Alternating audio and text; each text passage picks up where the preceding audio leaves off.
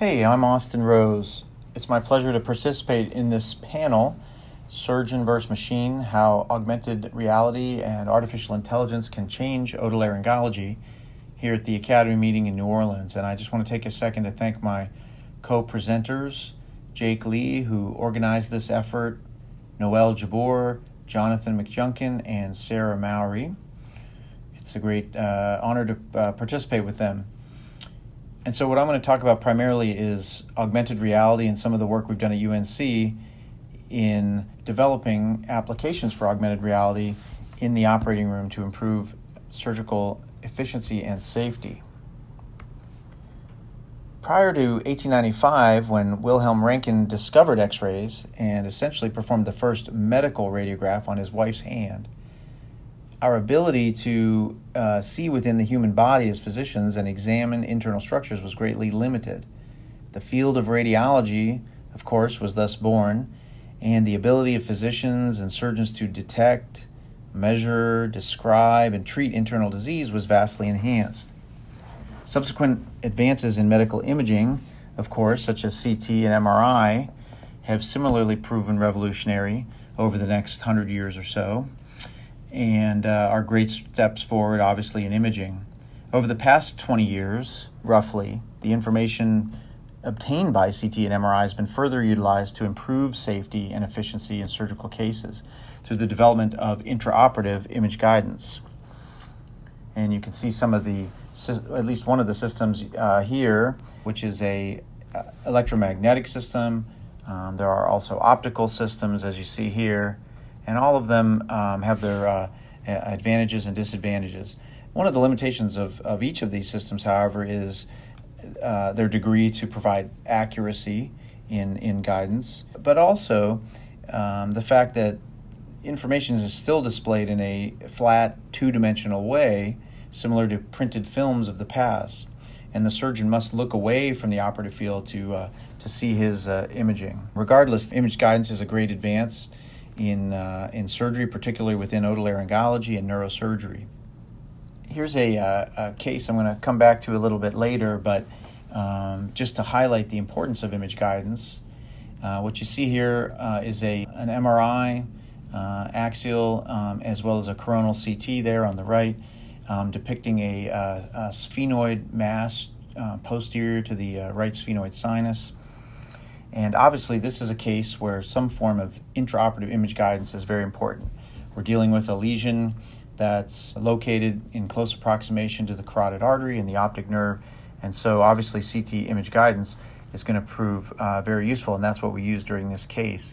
I'm going to get back to that case in a little bit, but let's talk about augmented reality. What is augmented reality? Well, AR is a live, direct, or indirect view of a physical environment whose elements are augmented by the fusion of computer-generated and real-time images.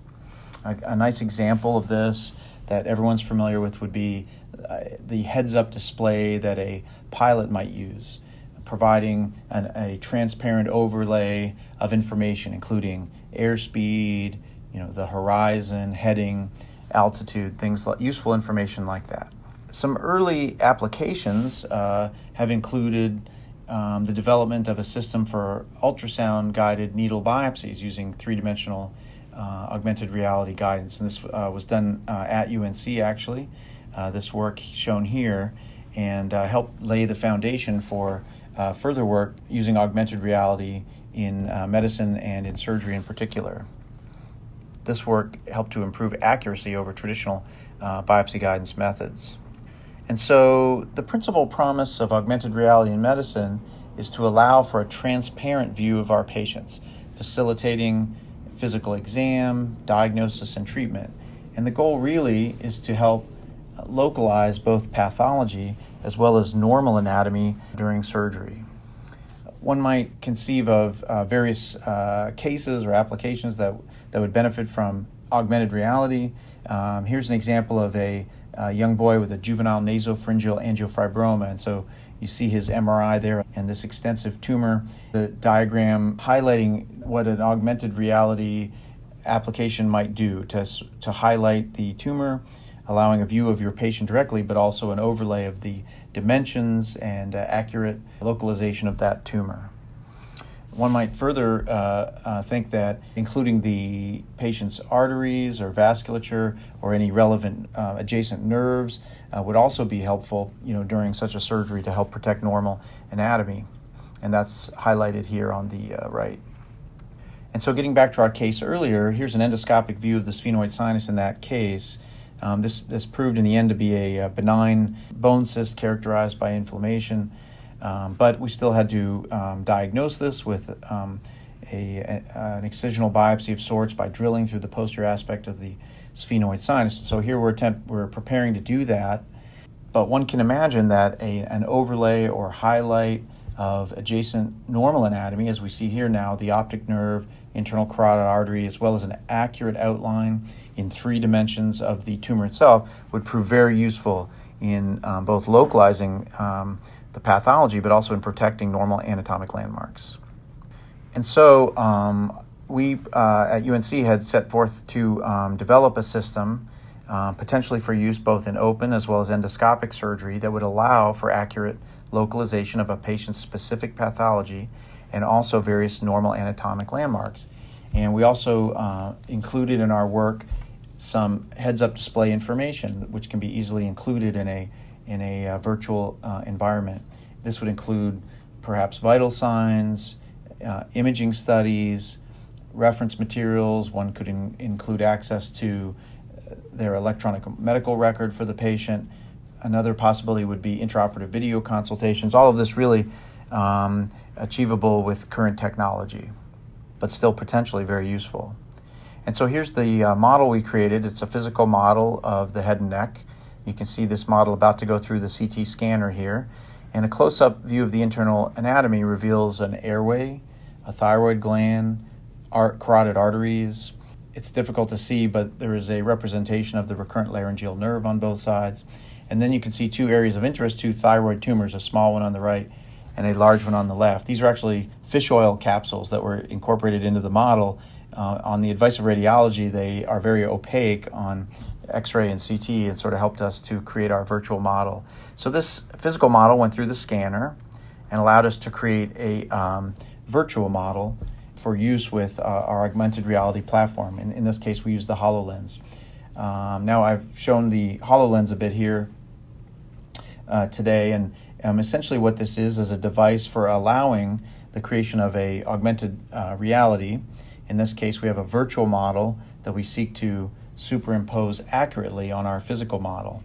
And the HoloLens is it's not designed necessarily for medicine or for surgery, but it's an early platform that is quite amazing, actually. It has a number of cameras, at least 4 out-facing cameras that detect and register the environment around it. It has 4 microphones, and it is essentially a self-contained computer. There's a certain amount of weight, over 500 grams to the HoloLens, and as it sits on your head, there are some issues with this that are important to realize when it comes to wearing this for any period of time during surgery. But essentially, it's a pretty amazing device. And it takes in various types of input. It recognizes gestures, it sees the wearer's gaze, and it responds to voice commands as well. This slide is showing basically what the surgeon would be seeing through the HoloLens, the transparent view of our virtual model overlaid on the physical model. And so here you can see those structures we talked about earlier, the carotid arteries, the small and large thyroid tumor, the thyroid gland, recurrent laryngeal nerves are visible there in purple, and our airway. And what we did first was a measurement of accuracy, and the average error over 10 different registrations was 2.47 millimeters. And this is not far from sort of what would be accepted as standard in traditional two-dimensional CT image guidance at around 1 to 2 millimeters, but obviously some room for improvement in terms of accuracy there. We also conducted a face validity study in which a number of otolaryngologists participated in a task. They were oriented to the HoloLens's features and then performed a task in which they dissected towards a object of interest. and they were timed on this task, and also subsequently completed a Likert scale evaluation, essentially grading the accuracy of the virtual model in comparison to the physical model. There was questions about the ease of use, the ability to identify structures of the physical and virtual model, the ability of the system to help identify pathology in normal structures, and really an overall comparison of its usefulness in comparison to traditional image guidance during surgery. Participants also provided various comments which were helpful as feedback in relation to the usefulness of this system during surgery. And this work was recently published as a supplement to Laryngoscope just this fall. Hey everybody, this is Austin Rose. I'm here in my office in Chapel Hill, and I just want to give you a little demonstration of our augmented reality system using the HoloLens for image guidance in the operating room, okay? And I'll give you a little tour over here now of our physical model. Before I do that, I want to point out one thing in our virtual environment, and that's just a CT scan that we've located over here. It just gives a demonstration of the kind of information you can arrange in the virtual environment that might help you, whether it's imaging like a CT or MRI, or maybe access to medical records, or even a video consultation if needed. So let's work our way back over to the physical model of the head and neck.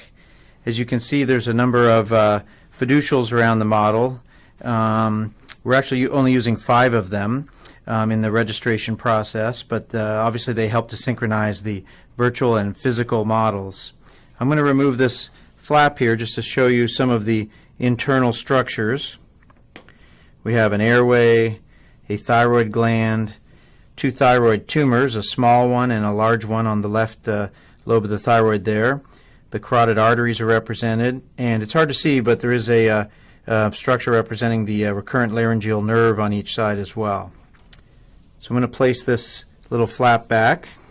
Now the HoloLens lets us use voice commands, which obviously would be quite helpful in the operating room. So we'll go ahead and turn our model on. All on.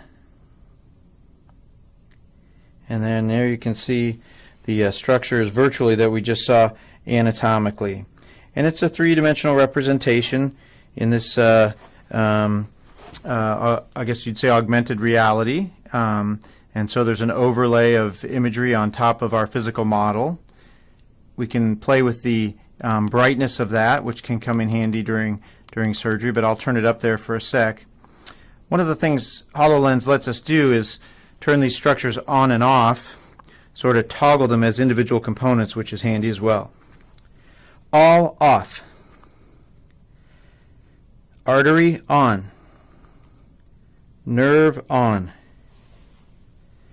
And I'll remove this little cover now so we can sort of see how things superimpose here. And we'll turn down the brightness a little bit. That can be a useful thing just if you're trying to superimpose an image on top of an actual physical structure. Tumor on. Thyroid on. And we'll pause there for just a sec. One of the things I do want to point out is that the camera on the HoloLens that's in my forehead area is what's capturing this, and so it doesn't line up exactly as the images I'm seeing through the lenses. So that's important to remember, although during our project we were able to demonstrate about 1 to 3 millimeters of accuracy. Airway on. Airway on. And so now we have all of our virtual model represented there. I'll do one last little bit of toggling of the dimming, sort of up and down. But I think this gives you a pretty good idea of what we've been working on and some of the potential applications for augmented reality in the operating room, whether it's localizing pathology, tumors, lesions of various sorts, or helping to protect normal anatomic structures. I think it's only going to improve, of course, and we will see it in the operating room as the platforms like the HoloLens improve, and also our accuracy improves as well. Thanks, everybody. And so that's a quick summary of our work to date thus far. I'd like to thank my colleagues in the Department of Computer Science at UNC, as well as the UNC Center for Health Innovation.